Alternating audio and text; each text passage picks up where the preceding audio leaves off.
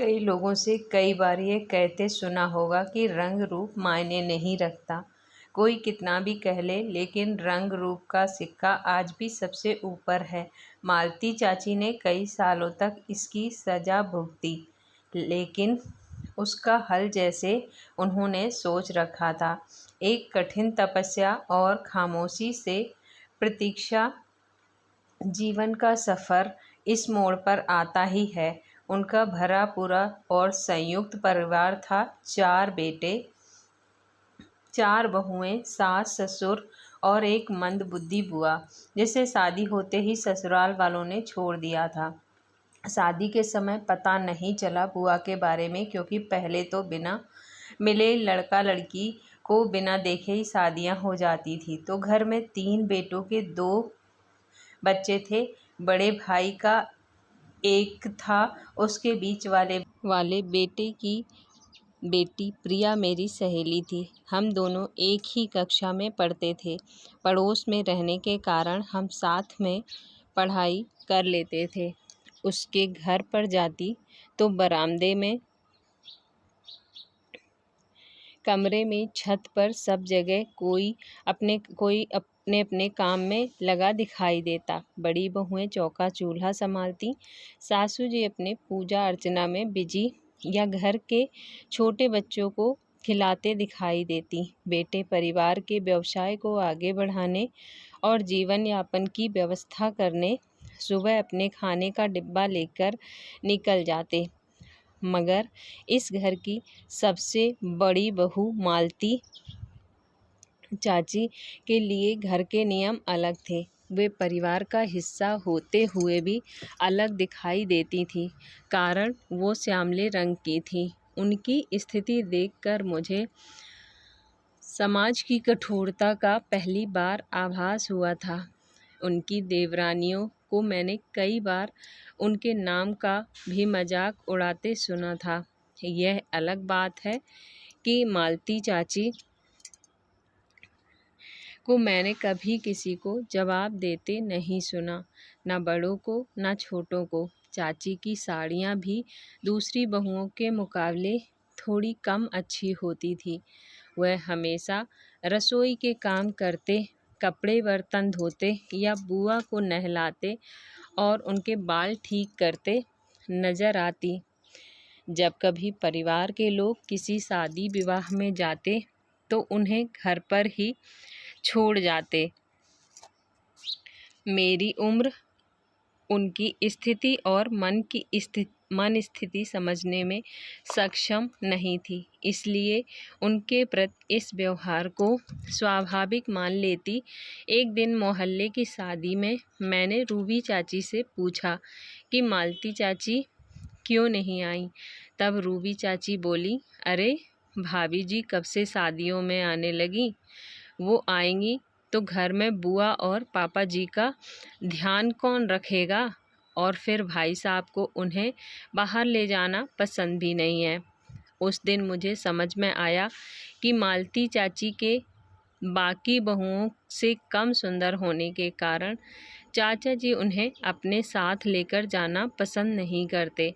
हमारे समाज में जहाँ एक स्त्री का पति उसका सम्मान नहीं करता, तो जैसे पूरे परिवार के सदस्यों को अनुमति मिल जाती है उस स्त्री को चाहे कुछ कह देने की। मालती चाची के एक बेटा भी था जो अपने ननिहाल में ही रहता था। शायद मालती चाची ने ही उसे इस माहौल से दूर रखना चाहा होगा, ताकि हर समय माँ के साथ होता यह अन्याय भरा बर्ताव बेटे के कोमल मन को ठेस ना पहुँचाए। मालती चाची के मायके वाले रुपए पैसे से सक्षम थे, इसलिए शायद चाची जी ने शादी निभा ली। मेरे मन में कई बार सवाल आया कि चाची अपने मायके में जाकर क्यों नहीं रहने लगती, मगर ना जाने उनके मन में क्या चल रहा था। पूरे परिवार में सिर्फ उनकी सास की आंखों में मैंने मालती चाची के लिए दया और करुणा का भाव देखा। पर बीमार पति की पत्नी भी बेटे और बहुओं पर निर्भर हो जाती है। वे सभी बहुओं को सुनाकर कहती, मालती थोड़ी देर बैठ जा, मालती चाय पी ले, सभी के काम तू ही करेगी। पर इन बातों का कोई फ़र्क नहीं पड़ता। सबने उन्हें घर का काम करने वाली नौकरानी मात्र समझ रखा था। मैंने उन्हें कभी शिकायत करते हुए या फिर कभी रोते हुए नहीं देखा। हमेशा अपने सवालों से चेहरे पर मुस्कान लिए घर के कामों में लगी रहती। यूं ही साल बीतते गए। मैं और प्रिया एक दिन कमरे में प्रतियोगी परीक्षाओं की तैयारी में लगे थे। तभी फ़ोन की घंटी बजी। फ़ोन मालती चाची के लिए था। एक खुशखबरी आई थी कि उनका बेटा समर सीए की परीक्षा में उत्तीर्ण हो गया है। मैंने उन्हें तब पहली बार रोते हुए देखा था। तब मैंने चाची से कहा, अब तो आप मालती चाची या अमित चाचा की बहू नहीं, सीए समर की माँ कहलाएंगी। उन्होंने मुझे कसकर गले लगा लिया था, क्योंकि उस पल उस घर में ऐसा कोई नहीं था जो उनके साथ खुश होता। देवरानियाँ अपनी आदत के अनुसार तंज कसते हुए कहा कि अभी तो सिलेक्शन हुआ है, अभी तो पूरी पढ़ाई बाकी है।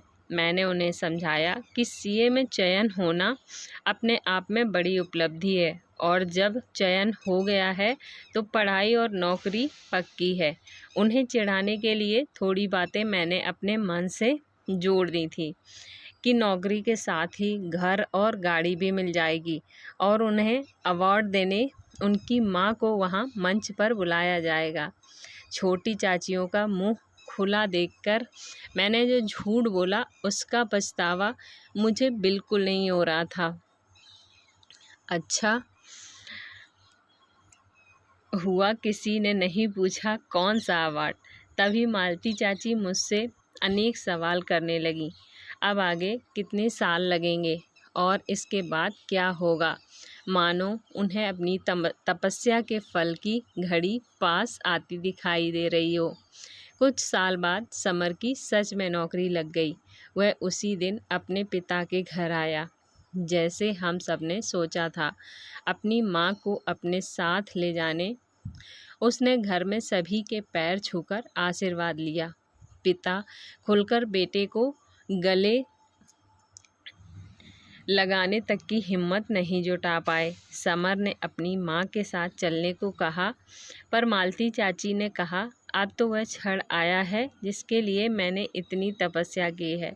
घर वाले ना समझे हों, पर समर समझता था कि माँ के तपस्या के फल की घड़ी है, इसलिए उससे ज़्यादा जिद नहीं की।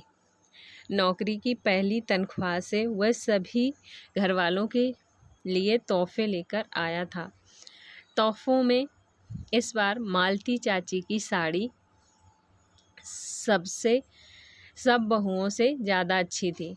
समर हर रविवार को अपनी माँ से मिलने आता और उन्हें अपने साथ अपनी ऑफिस की पार्टियों और साथियों की शादियों में भी ले जाया करता। घर वालों की आंखों में पछतावा साफ नज़र आता और मालती चाची के आगे उनका रंग फीका पड़ने लगा। हर स्त्री की अपनी संघर्ष की कहानी होती है और उन कहानियों के पीछे उपलब्धियां भी। मुझे लगता था कि उस घर में मालती चाची को कभी सम्मान नहीं मिलेगा, लेकिन मालती चाची की तपस्या केवल वह ही जानती थी। चुप रहकर सबकी सेवा करना, बेटे से दूर रहना और उसके लिए हर पल प्रार्थना करना कितना मुश्किल होता होगा। जब एक स्त्री ठान लेती है तो वो पाकर ही रहती है। मालती चाची ने परिवार नहीं छोड़ा, अपने व्यवहार से अपनी चमक बनाए रखी और बेटे के जरिए उस आत्मसम्मान को पा ही लिया। तो दोस्तों, कहानी कैसी लगी? कहानी अच्छी लगी हो, पसंद आई हो तो लाइक अवश्य करें।